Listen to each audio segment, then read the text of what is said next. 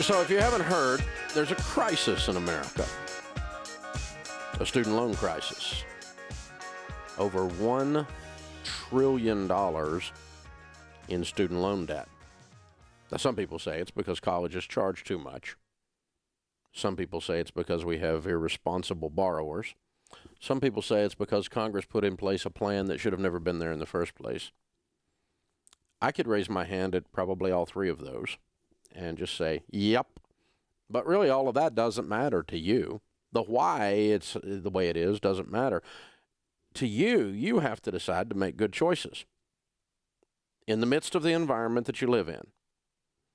And let me help you with this. The president is going to announce 2 years of free college that is not going to get through a Republican Congress. He knows it's not going to, so it's a complete political move. Don't sit around and wait on the federal government to pay for your college. It's not going to happen. Okay, we got that out of the way. It's a bunch of political crap, in other words. He's just positioning to try to make the Republicans look bad for the fall run for his party. That's all that is. So don't sit around and wait on free community college. It's not coming unless your state is already doing it. But the feds are not going to pull that off. It's not going to pass. So just give you 100% on that. So here's the thing. It's up to you. You get to send you to college. What a novel idea.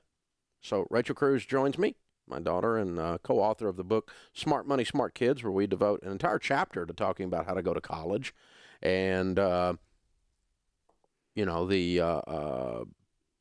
would, just how to go to college and not go into debt. So how are we going to do that?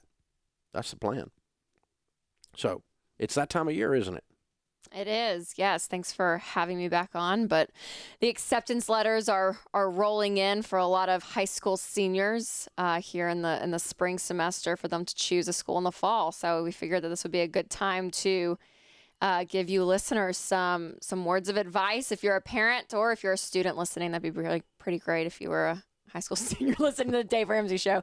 But for you parents out there to just give you tools and applications to instill in your kids so that they make wise choices, because they're 18 and you can't forget that. And you got kids, juniors in high school, mom and dad taking them on college tours right now and trying to consider where they're going to go after their senior year. It's kind of that season. Yes.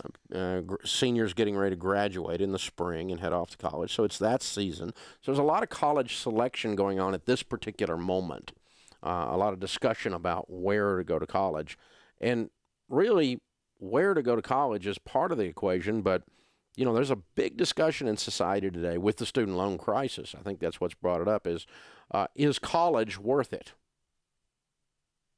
Is it worth it to spend the money on college? What do you think? You're out there bumping around talking to people every day. Oh, gosh. Okay. Well, I would say as you're applying for jobs and you're going into a career, it does make you more marketable to have a 4-year degree. I think, or even a 2-year degree. To have an advanced degree, I think that it does, your head does kind of peak above the rest of the crowd, I would say.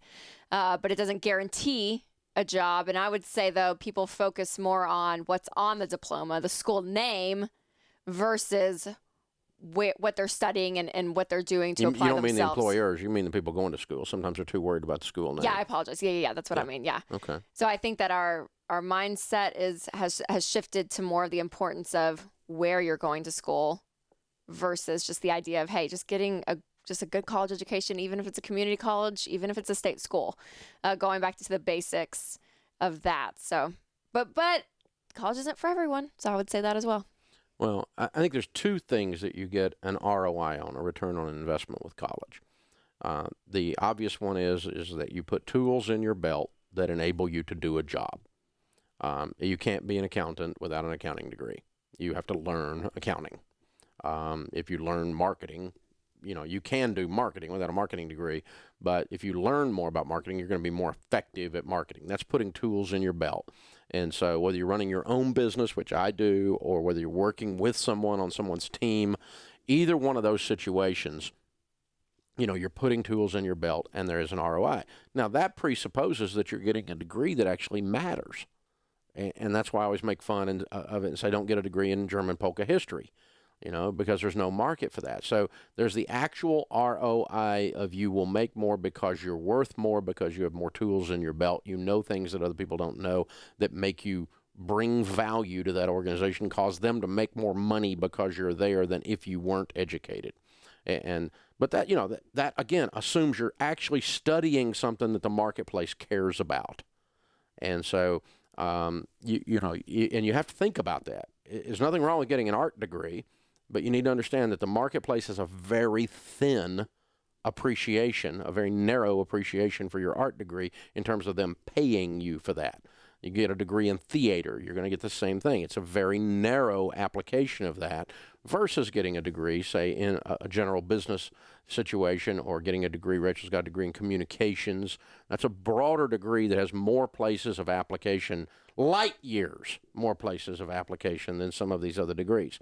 Well, and that's hard, is talking to these college students who are not only getting a useless degree, in my opinion, but going into debt for it, or getting even a higher education, a master's degree. Well, it was two dumb decisions. Well, I just talked to a girl, it was, probably 3 or 4 months ago, and she has her master's degree in women's studies, and she's $120,000 in debt. Mm-hmm. And she's like, I don't know what I want to do with women's studies. And I was like, what's a little Maybe too late. We should have thought of that. Yes. How did you not think through this degree that you were getting yourself into? So yeah, think through what you're studying when you're going to school. There's not a lot of grants for the study of women. I mean, seriously, you just have to think through and use your brain on that. And people don't. Because they've been told this lie that if I just get a degree, I'm guaranteed to win. Right. And if I get a master's degree, I'm double guaranteed to win. Right. And that's just not true. So in that sense, education is not worth it. It is worth it, and you'll get a substantial ROI if you get a degree that's applicable in the marketplace. In other words, a utilitarian look at education. Are you going to utilize it? Then yes, it's worth it. And I would say, yes, go get a 4-year degree in business if you're going to go into business. Your brother's got one of those. Your sister has a degree in child and family studies and is in ministry. So it fits perfectly, a broad degree. And yours is in communications. You use that every day and some of the training and the things you've got there. So, yes, I think it's worth it. I think there's an ROI on it. The second way you get a return on investment of getting a degree is a person that has an education knows more than someone that doesn't. Hello. And so you are able to increase your enjoyment in your life because you have an appreciation for things. If you've taken a language, you can function a little bit with someone with a different language. If you've taken an art class, you have an appreciation of art that someone else didn't have, a music class, and so on. And so it just broadens the depth and the quality of your life. Now, that argument is used for a lot of people going tens of thousands of dollars in student loan debt. And I will tell you that part, while it is fair and is real, is not worth any money. And so what that would be is a luxury. The other would be more on the necessity side. And so if you want to go get a degree just to get a degree, just to say I'm educated, just because I want to learn about this, that's a luxury. And that certainly falls under the heading of paying cash. All of this falls under the heading of paying cash, but that one does. And just know that that degree is going to get you nothing if you study in one of those areas, except just to broaden your horizons in general. But are you going to get money back in your pocket because you got a degree in one of those areas? No, you're not. You're not. So, is college worth it? Yes, if you select the college carefully so you don't overpay, and if you study a field of study that is applicable in the marketplace, then it's definitely worth it. I believe that. Thus, I paid for 3 of my children, my 3 children, all 3 of them, to go to college. And pretty much brainwashed them their whole freaking life they were going to be doing it. But we also talked a lot about college selection and career or field of study choice. And I had input into that because I was freaking paying for it. So, we're going to talk more about this and how to go to college debt-free after this break. Rachel Cruze is my guest.